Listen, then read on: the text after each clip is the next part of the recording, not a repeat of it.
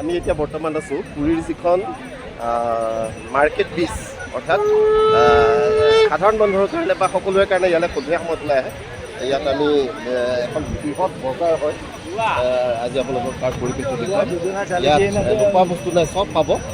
বিভিন্ন ধৰণৰ মাছৰ পৰা আৰম্ভ কৰি সাগৰীয় বস্তুবিলাক আমি ইয়াত পাম। গোটেই বজাৰখনৰ দৃশ্য আপোনালোকক দেখুৱাবলৈ চেষ্টা কৰিম। বিনোদন কৰিবৰ কাৰণে এক সুন্দৰ ধুনীয়া পৰিৱেশ। আপোনালোকক আহক, আজি পুৰীৰ এই সাগৰৰ পাৰৰ যি বজাৰ, সেই বজাৰখনৰ ওপৰত আপোনালোকক কিছু কথা জানিবলৈ দিম। ধন্যবাদ।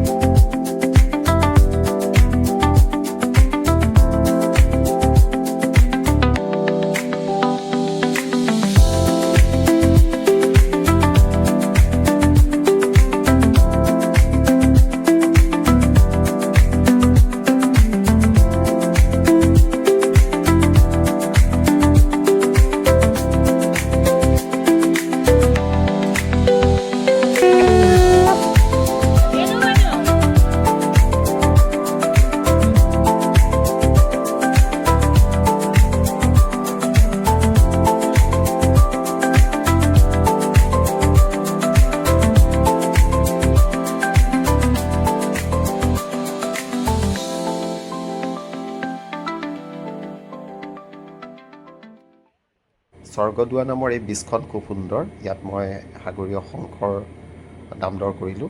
এটাত 200 টকাকৈ লৈছোঁ মই। প্ৰথমতে কওঁতে 400 টকা কৈছিলে, কিন্তু শেষত 200 টকাকৈ মই কিনিলোঁ। বিভিন্ন ধৰণৰ আছে, ডাঙৰবিলাকৰ দাম বেছি। মই এটা মধ্যমীয়া চাইজৰ কেইবাটাও শংখ লৈছোঁ বিভিন্নজন ব্যক্তিক উপহাৰ দিবলৈ। এইটো বলুকা বালিৰে তৈয়াৰ কৰি থকা শিৱৰ মূৰ্তি। এইটো এটা ব্যৱসায়। তাৰ ওচৰত ফটো উঠিলে 50 টকাকৈ লয়। এইবিলাক দোকান দেখিছে, বালিৰ ওপৰতে তিৰপাল পাৰি সাগৰীয় শামুক, শংখ, বিভিন্ন ধৰণৰ শামুক শংখ বিক্ৰী কৰিছে। মুঠতে এক মেলামুখী পৰিৱেশ। ভুৱনেশ্বৰ পুৰীৰ যি জগন্নাথ মন্দিৰ আছে, তাৰ পৰা অলপ দূৰতে এইখন বীচ। মাছৰ বিভিন্ন ধৰণৰ মাছ ইয়াত দেখিবলৈ পোৱা যায়। মাছৰ কাৰণে বিখ্যাত। তেওঁলোকে তৎমুহূৰ্ততে বনাই দিয়ে, গোটা হিচাপত ওজন নকৰে। এয়া কেঁকোৰা বান্ধি থোৱা আছে। কেঁকোৰা ধুনীয়াকৈ আপুনি ফ্ৰাই কৰি খাওঁ বুলি ভাবিলে ফ্ৰাই কৰি দিব। বিভিন্ন ধৰণে জুতি লগাকৈ বেছি বনাই দিয়ে। এইটো সাগৰীয় মাছ, নাম নাজানো কেনেকুৱা ধৰণৰ কি নাম। দীঘলীয়া আমাৰ তৰা মাছৰ নিচিনা।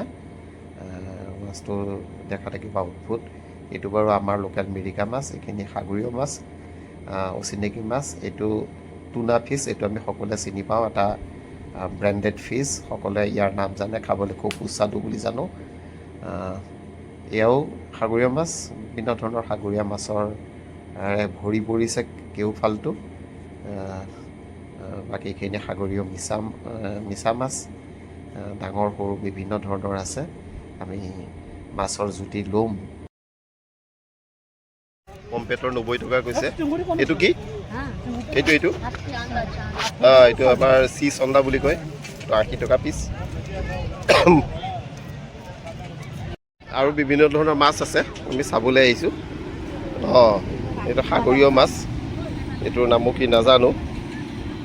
এইটো এটা সাগৰীয় মাছ। চব সাগৰীয় মাছ। এইটো আমাৰ যেনিবা ৰূপচন্দাৰ নিচিনা, আৰু এইটো চন্দা, এইটো বেলেগ চি চন্দা। এইটো নদীৰ চন্দা, সাগৰ চন্দা। এয়া গোটেইখন মাছৰ বজাৰ। আৰু ইয়াত যি ধৰণৰ যেনেকুৱা ধৰণৰ মাছ খাবলৈ বিচাৰোঁ আমি, মাছৰ সৈতে পকোৰা বনাই থৈছে। তাৰ মাজতে এইকেইটা আমাৰ নদীৰ ৰৌ, এয়াও আহিছে। হয়তো ইয়াৰ মানুহে সাগৰীয় মাছ খাই খাই আমনি পায়, এইটো খাবলৈ মন কৰে। আমি আকৌ সেইটো নাখাওঁ। আজি খালে আমি সাগৰীয় মাছেই খাম। এয়া চাওকচোন, মানুহগৰাকীয়ে কি কৰি আছে, কিবা এটা বাচি আছে। এটা কেঁকোৰা বাচি আছে। এইটো এটা কেঁকোৰা। আৰু এইফালে মণি মুকুতাৰ দোকান। সকলোৱে বজাৰ কৰিছে। কাপোৰ পাই ইয়াত, সুন্দৰ হেণ্ডলুমৰ কাপোৰ পোৱা যায়, ধুনীয়া। বাকী ফাষ্টফুডৰ দোকানটোতো থাকিবই। আৰু এয়া মাছৰ দোকান। কেউফালে মাছেই মাছ, চিনি পোৱা নোপোৱা সেই মিছা মাছ ৰঙাকৈ ফ্ৰাই কৰি থৈছে। দেখিলেই খাওঁ খাওঁ লগা বিভিন্ন ধৰণৰ মিছা মাছ। এয়া চাওক, পৰিৱেশটো দেখুৱাইছোঁ আপোনালোকক। কেউফালে মাছৰ বজাৰ, 40 টকা, 50 টকা, 100 টকা, 150 টকা এনেকুৱা গোটা গোটাকৈ ভাজি দিয়ে। পিচ কৰিও ল'ব পাৰে। এয়া মাছৰ দোকান, যেনি তেনি মাছ, শংখৰ দোকান, শংখ শামুক মানুহে কিনিছে। ইয়াত আকৌ দাম কম দেখোন, তাত মই 200কৈ ল'লোঁ, ইয়াত 150 কৈছে। গতিকে এনেকুৱা ধৰণৰ আৰু সকলোৱে বালিতে বহি পেলাই চুপি পাৰি খায়। চকীত 20 টকাকৈ লয়। এয়া মই কেঁকুৰা ফ্ৰাই কৰি ল'লোঁ 1 প্লেট 50 টকা দি পেলাই। অন্য মাছবিলাক খালোঁ, সকলো মাছেই টেষ্ট কৰিছোঁ। কেঁকুৰা ভাল লাগে খাই।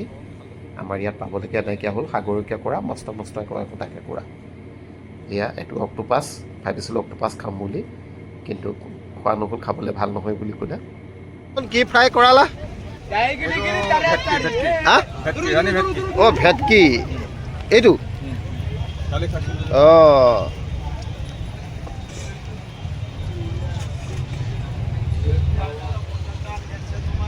এইবিলাক অক্টোপাছ প্ৰথম দেখিছোঁ জীৱনত। অক্টোপাছটো খাই নাচালোঁ, কিয়নো আমাৰ লগত যোৱা এজনে খাই বৰ ভাল নাপালে বুলি ক'লে, গতিকে নাখালোঁ। সেইবাবে আমি আগবাঢ়িলোঁ এটা টুনা মাছ ল'বৰ কাৰণে। আমি প্ৰায় 2 কেজি ওজনৰ এটা টুনা মাছ লৈছোঁ। চন্দন পাঠকে বন্দবস্ত কৰি লৈছে। এইটো পিচ কৰি পেলাই ফ্ৰাই কৰি দিব আমাক, মছলাত, বেচনত নে কিহত কিবাত ডুবাই পেলাই ফ্ৰাই কৰি দিব। আমি সকলোৱে এইটো অন্তিমটো মাছ হিচাপে আজি খাম। ইতিমধ্যে আমি ভেটকি খালোঁ, প্ৰন খালোঁ, সাগৰীয় প্ৰন, আৰু এতিয়া শেষত পেটত যদিও জেগা নাই, তথাপিও যিহেতু কাইলৈ যামেই, এতিয়া আজিয়েই একদম মাছৰ সকলোবিলাক মাছৰ জুতি লওঁ বুলি ভাবিছোঁ। মাছটো কাটি আছে, আপোনালোকক কটাখিনি দেখুৱাম। এইটো হেনো এটা অতি সুস্বাদু মাছ। মুম্বাইৰ যিবিলাক 3 ষ্টাৰ 5 ষ্টাৰ হোটেল আছে, সেইবিলাকত ইয়াৰ এক পিচৰ দাম 1000 টকা পৰ্যন্ত উঠে বুলি আমি গম পাইছোঁ তেওঁলোকৰ মুখেৰে।